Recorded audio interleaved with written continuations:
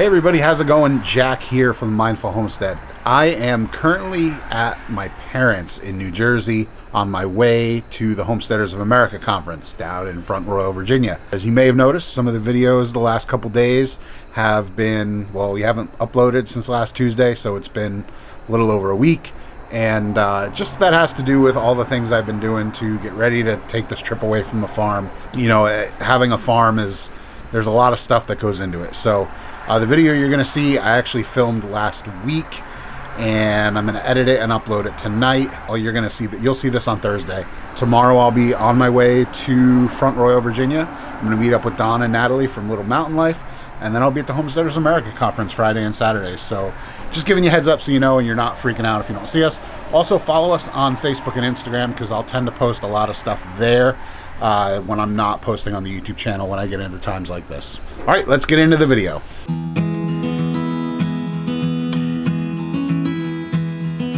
It's fall here in New England, and that means that gardening season is coming to an end. We try to preserve as much as we can from our garden so that we're able to enjoy it throughout the winter. I've been getting a few comments on Instagram and Facebook asking about how we preserve food, so I want to talk about that a little bit in this video for you guys. Behind me here, you can see our small garden, and we really don't have a ton of gardening space for us. We grow in cycles, we plant a lot of things that we know are going to cycle quickly, and then we try to preserve those items and save them for later use. Same things with our pigs. We raise our pigs, we raise them all year, and then come November, we process those pigs and we have a whole bunch of pork. And with both the garden and the pork and the chickens that we raise, there's more than we can use at any one time typically. So food preservation is something that we take pretty seriously.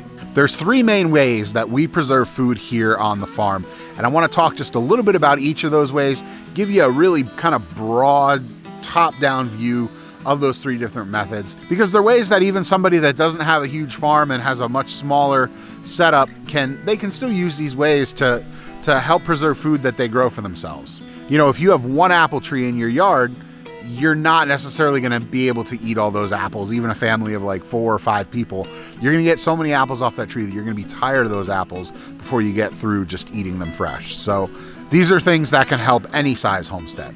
And beyond that, they don't even apply to things you grow. I know a lot of people get hung up on canning and preserving things that they've raised themselves, and that's not something to really get hung up on as far as I'm concerned. If you're in the grocery store and you see a really good deal on green peppers, buy a ton of them, and don't be afraid that, you know, you can't preserve those things for use later because they weren't grown by you. Take the peppers, for instance, that I just mentioned. I was in the grocery store today. I saw that they had a really good deal on both green, red, and yellow peppers. I bought a ton of them, and tonight I'm going to be making some hot pepper relish with some hot peppers that we were gifted. Without further ado, let's get right into talking about it, and the first thing we're going to cover is freezing. Freezing is one of those methods that's probably pretty obvious to a lot of people, but they don't necessarily think of it as a means of food preservation.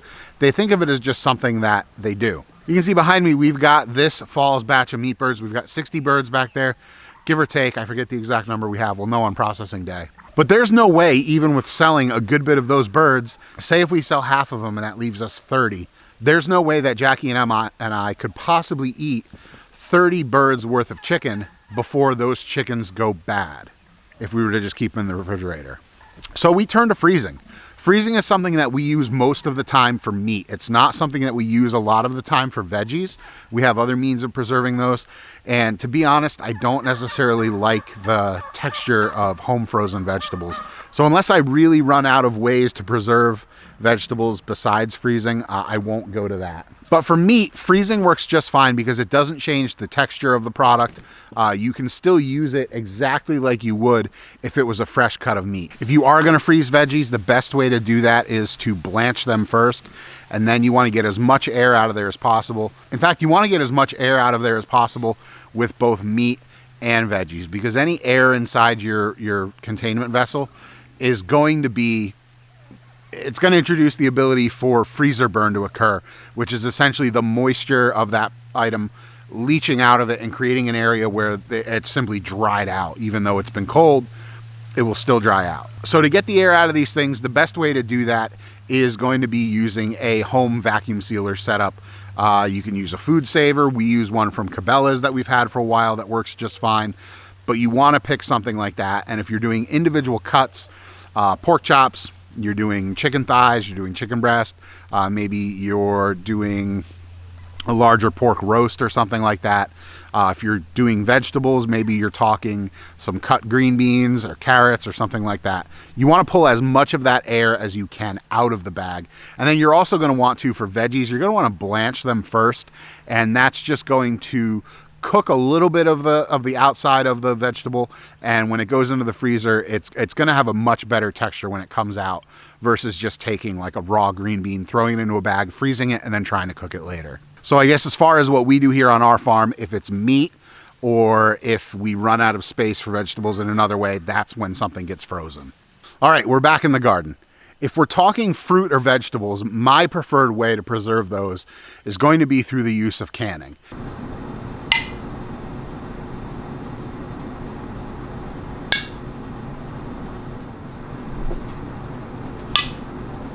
Now, it's important to note there are two different forms of canning out there. You can pressure can and you can water bath can.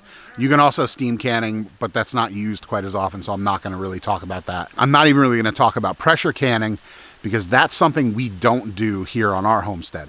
Pressure canning is for foods that are low in acid and you need to take them to a higher temperature than the 212 degrees that you get with water bath canning. And the reason for that is because in low acid foods like meats or things with starches in them, or, you know, foods that just don't have a lot of acid, botulism can survive, the spores can survive, and they can thrive in there. And if you were to open up a can, say a year or two later, you could have botulism in that can and it could make you sick. Now, I feel it's important to note that that is very rare these days. You don't see a lot of it happening because there are a ton of safe canning guides out there for people to get into it.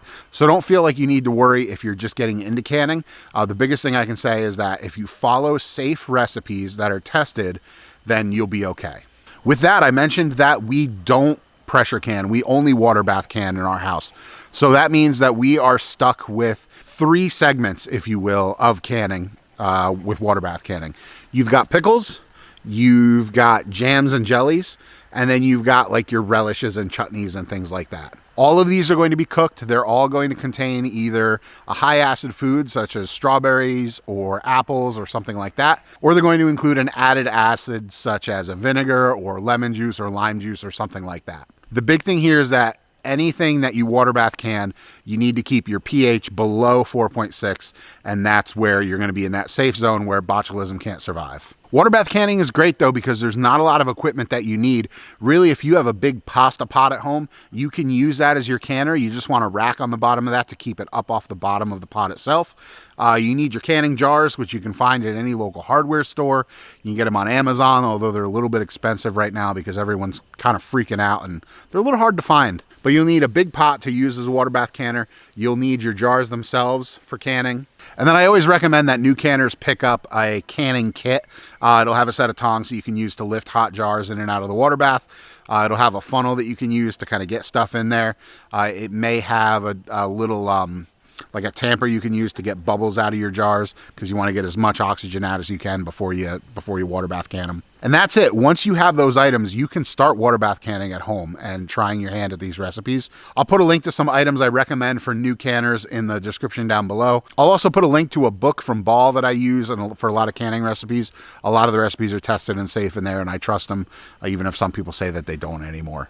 The last way that we preserve food here on the homestead is going to be through fermenting, and I kind of always joke that fermenting is a caveman's way of pickling. That's really kind of the best way I can think to describe it. So fermenting is using natural yeasts and bacteria that occur on the food that you're fermenting, and you're using those yeasts and bacteria to create acids that will eventually pickle and preserve the food that you're using. Now, the difference here between the pickling that you would commonly think of when you're canning and the pickling that takes place in fermenting is that these natural bacteria and yeasts impart a special flavor into your food. If you've ever had an actual fermented pickle versus a typical canned pickle, like a jarred pickle, you're gonna see that there's a difference in the taste there that you can't really describe other than saying that maybe the fermented pickle's got a little more funk on it, a little more zing. But you're probably familiar with a lot of fermented foods already out there. You've probably had sauerkraut. You may have had kimchi. Pickles traditionally were a fermented good versus being a canned good. The nice thing about fermenting is that it's really kind of open, where canning is very strict. You need to adhere to very safe principles to keep everything in line. With fermenting, you can really kind of experiment, and it really is as simple as finding a recipe for a 2% brine of salt and water, and you can pretty much add whatever herbs and spices you want, pour that over your vegetables, and you're good to go. You just got to let that sit for anywhere from 3 days up to 6-7 months, a year, and it's going to keep developing flavor. It's going to keep fermenting, and eventually when it finishes, you can cap that up, pop it in your fridge, and really the only thing you need to worry about is checking to make sure that it's not building up pressure inside the vessel every couple of days just by opening the top. Fermenting is also really easy to get set up for as well. You don't even need a water bath canner like I mentioned before. You really just need the jars. You can use any ball mason jars. You can really use any container that has a loose fitting lid on it. But for me, there's a few things I like to recommend to new fermenters. While you can just take a mason jar, put your stuff in it, and put like a piece of cheesecloth over the top, I do recommend getting a set of fermentation weights, which will keep your vegetables underneath the brine. It's going to keep things from molding over on you. If you have vegetables floating up at the top, they can grow mold. And while that's not going to hurt you, you can just scoop it out and move on. You're giving up some of your fermentation product to that sacrifice. So if you get a small set of fermentation weights on Amazon, you can find them really cheap. And then I also like to recommend that you get a set of airlock lids. Some people have those pickle pipes that they've seen before where it's like a silicone lid with a little, almost looks like a little nipple on top with a hole that kind of burps. Those are okay, but I much prefer the airlock types. They're washable, they're reusable. There's no real small orifices for stuff to get into that can grow. They really just, to me, they're clear, they're see-through, and you can adapt them to a whole bunch of different lids. Once you're done with the ferment, it's really easy to toss it in the fridge, and that stuff keeps almost indefinitely. I've got sauerkraut and kimchi in my fridge right now that we're still eating from, and it's about a year old. You can also, in some instances, depending on what the pH of the finished product is, you can actually hot water bath can fermented goods. Now, the conundrum here is that all those great probiotics that are in fermented foods that are great for your gut, if you hot water bath can them, you are going to kill those probiotics. But in a sense of food preservation, you're talking even a more natural approach than like you would be with canning pickles, because you don't need vinegar, which a lot of people don't know how to make at home.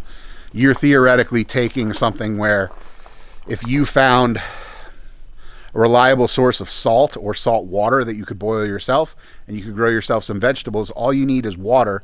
You can ferment those items and then you can have pickles. Hopefully this video shed a little bit of insight into what we do here on the homestead for food preservation. Like I said, we try to put up as much as we can, because while we don't have a ton of growing season, we are able to produce a good bit, and we don't want to lose any of that to spoilage. As always, thanks for watching and have a great day.